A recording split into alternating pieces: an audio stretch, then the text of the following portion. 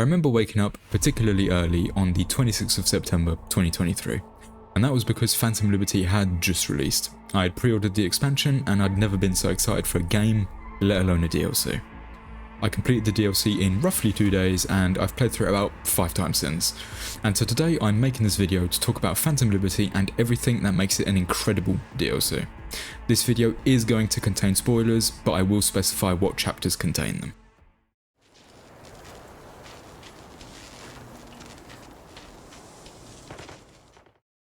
So I'm not going to go over the whole of Phantom Liberty's story, but instead go over some of my favourite quests. If you don't want any major spoilers, you can skip to the next chapter, which starts here.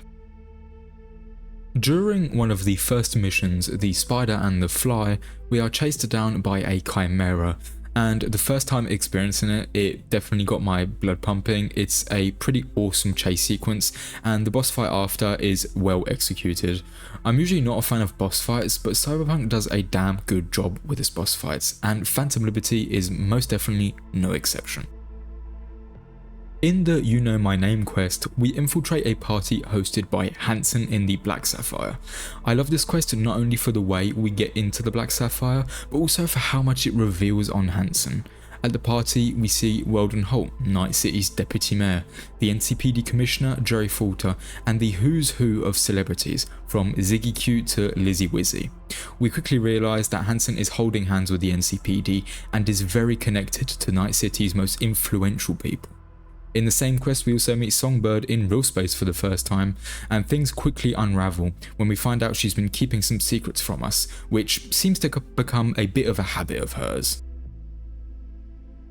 The following quest, Birds with Broken Wings, we get to talk to Songbird and maybe find out the truth behind everything that is happening. Although for me, this quest only made me more apprehensive to trust her. You can tell she is a good person who has gotten themselves into some seriously deep shit and is trying her best to find her way out, even if that means betraying everyone's trust. During the dialogue with her, I still felt like she was hiding important details from us, and well, my gut feeling wasn't wrong.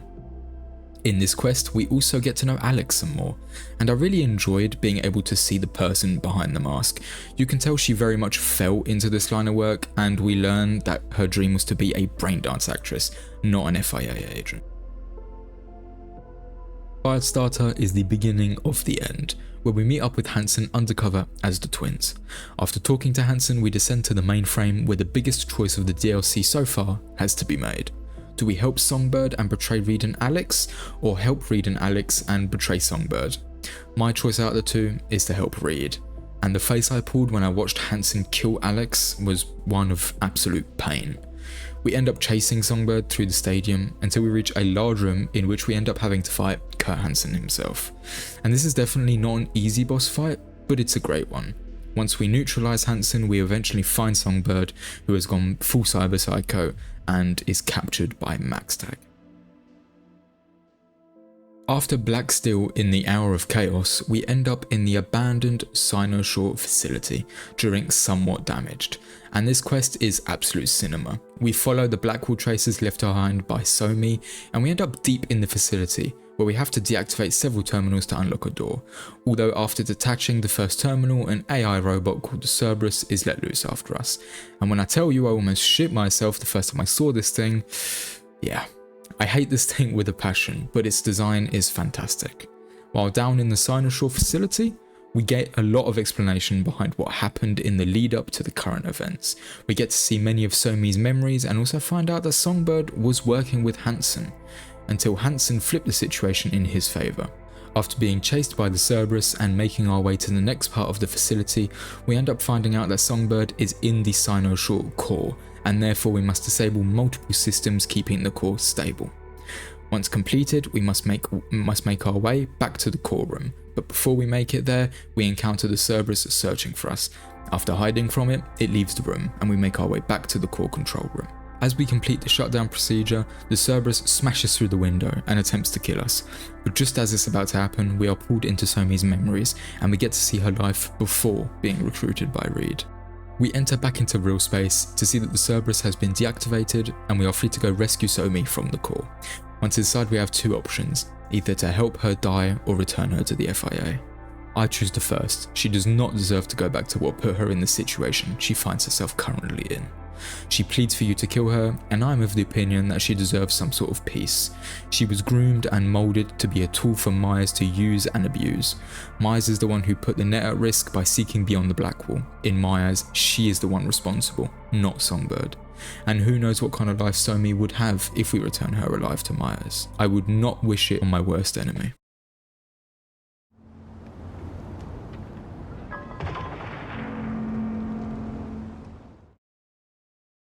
Phantom Liberty is set in Dogtown, a sub-district in Pacifica, that truly feels like a city within the city.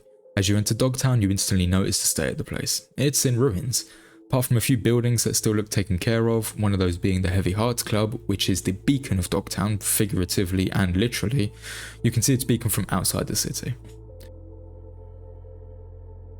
One of the main attractions is the market, where you can buy anything and everything, from clothes and food to black market weapons and chrome. I remember entering the market for the first time, and it really sets the tone for what's to come. It has a chaotic feeling, but you also feel like you're under supervision, which you are. There are no NCPD in Dogtown, well, not on the streets anyways, but bar guests, Hansen's goons, who control Dogtown. Dogtown is incredibly detailed, with hidden secrets and locations down every alley.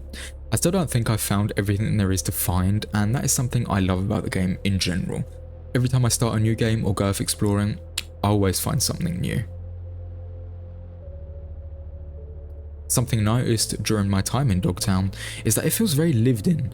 There are a few locations with no NPCs, and one location I quite like is the basketball court. It's slightly above the rest of Dogtown, and you can find NPCs playing basketball or just chilling. I don't know why this spot in particular calls to me, but it could be that V and Reed share quite a few lines of dialogue here, but I don't know. I like the spot. Dogtown definitely has its own vibe compared to the rest of Night City, and I think CDPR did a seriously incredible job with it. Few maps in gaming give me that edge to explore like Dogtown and Night City do.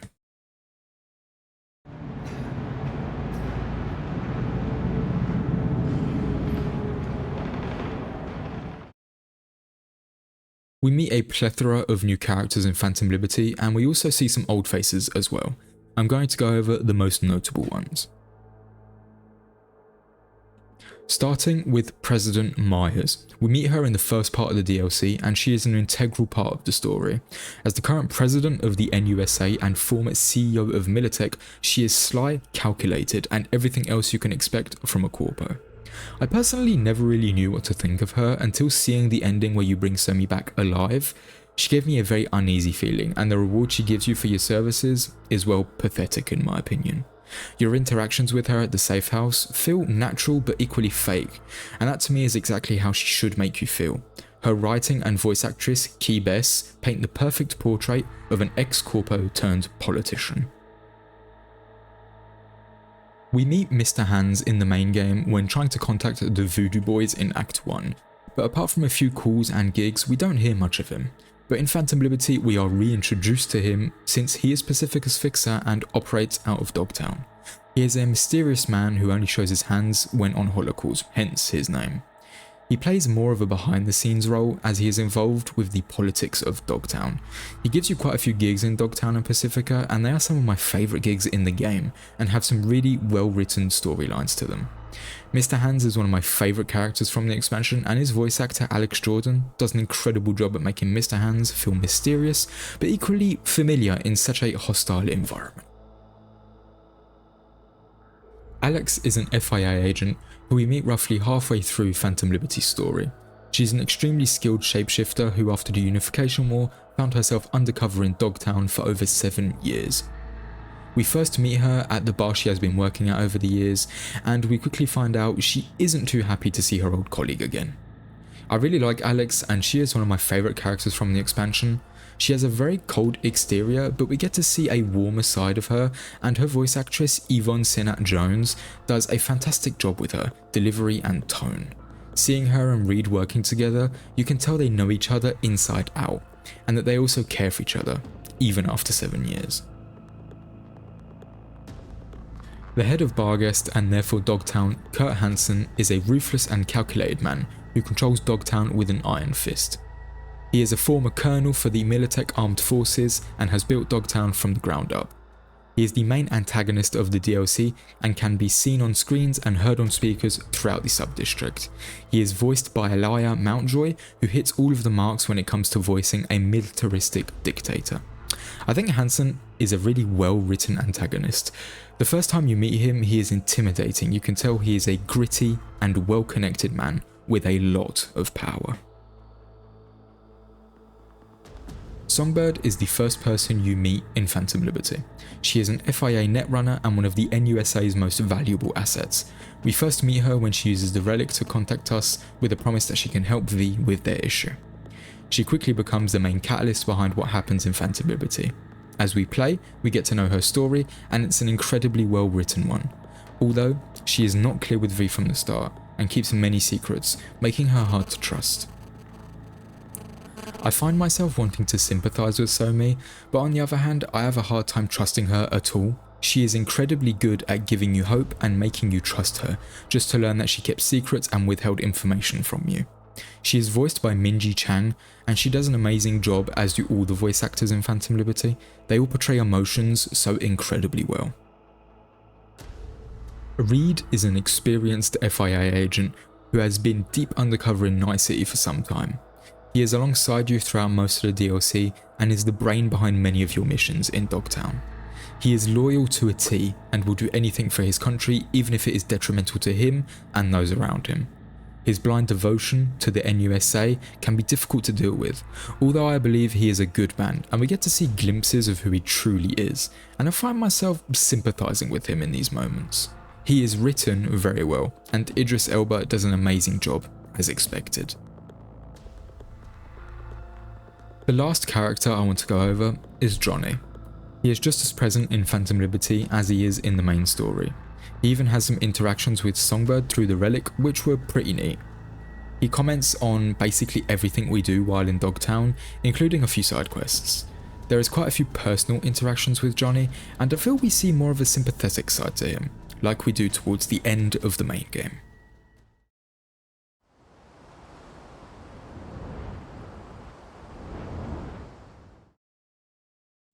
Phantom Liberty adds a lot of new content, including a brand new skill tree that is tied directly to the relic.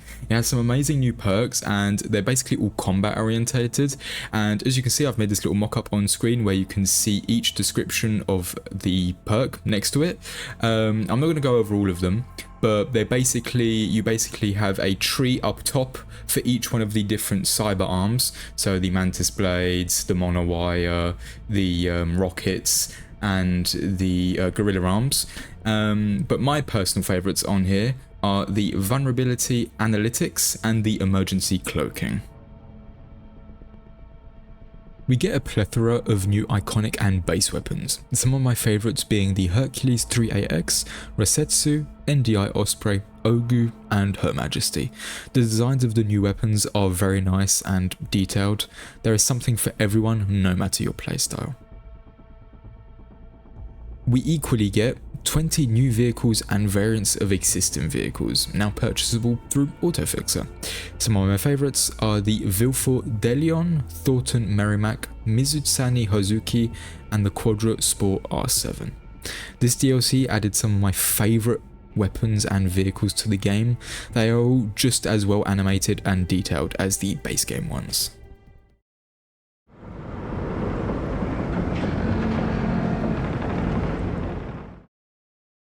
Phantom Liberty gives us 9 new gigs. Some of my favourites are Spy in the Jungle. The arena for the boss fight is an abandoned museum with dinosaur displays and is slowly being overgrown by plants, giving it a really cool vibe. Roads to Redemption, in which we help Nayli deactivate a bomb that is planned to be used in a terrorist attack. Waiting for Dodger is a story of 2 badgers being held up by some Barghest goons and is quite comedic with the 2 bickering at each other throughout the gig. And the Talent Academy, where we infiltrate a talent academy with the task of extracting data, but we end up helping a young boy get his football contract, which was a nice secondary storyline to the quest. The new gigs are really well written, and a few of them even have several different outcomes. They also give you some really good rewards, from iconic weapons to high tier implants. I do wish there was more, but I appreciate quality over quantity, and they are definitely up there with my favourite gigs from the base game. The secondary content is just as high quality as the main game. The other content we get is the vehicle contracts. They are given to us by El Muammar, and they basically consist of stealing vehicles and delivering them to a drop-off point. They sometimes have time limits or a damage limit. I find them pretty fun, and they make you very good money, and you even earn discounts for the Auto Fixer website, which is pretty neat. So, with everything I've just spoken about and with everything I've just showed you guys, these are the reasons why I love Phantom Liberty so much, and of course I've scraped the surface here. I haven't gone super deep, but I don't want to, because I want people to be able to watch this video and then go, I want to see what this is about, and then go play Phantom Liberty.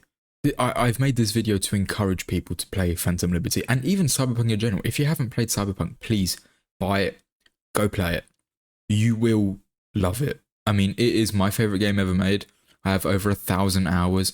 I've got a tattoo related to Cyberpunk. I mean, I love this game, and it completely took over my brain the first time I played it. And ever since I played it for the first time 4 years ago, I think about it all the time, and I play it all the time.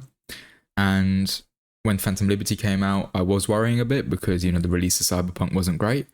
So when Phantom Liberty came out, I was like, I really hope this goes well. And it went swimmingly. I mean, it was an amazing release. The update that came with Phantom Liberty was the best update that Cyberpunk has ever received. And Phantom Liberty was basically the cherry on top of the already delicious cake, if you will. And I've seen people say that Phantom Liberty's story is better than Cyberpunk's, and, you know, I think they're both just as good as each other in their own separate ways. Phantom Liberty is an incredible spy thriller, you know, it's very dramatic, it's very, you know, you play as an FIA agent, you know, it's completely different from what the main story is. The main story, you're a merc, and you're trying to survive, and you know, you're making your way from gig to gig, from person to person, from info to info. Two very different things, but they're both about survival, and in my opinion, they are both just as good as each other. In my opinion, again, they are some of the best written storylines in gaming. Obviously, not everyone's going to agree with me, but that's fine. I think they are the best storylines, and Cyberpunk is my favourite story from any game I've ever played, and it has the best written characters, in my opinion, from any game I've ever played. And Phantom Liberty does the same. The characters are incredibly well written. The side content is incredibly, it just immerses you into the world, and you get that feeling that Night City, you know, survives without you. Night City is its entity. So is Dogtown. They're their own entities. You do not need to be there for them to be alive. And some games do struggle to do this, and I love it when games get it right. And another thing when it comes to Dogtown and Night City, but I'm going to try and talk more about Dogtown. This is about Phantom Liberty. But Dogtown is incredibly detailed. It's just packed with details everywhere, secrets everywhere. There's so many places you can explore. Almost every building you can actually go in.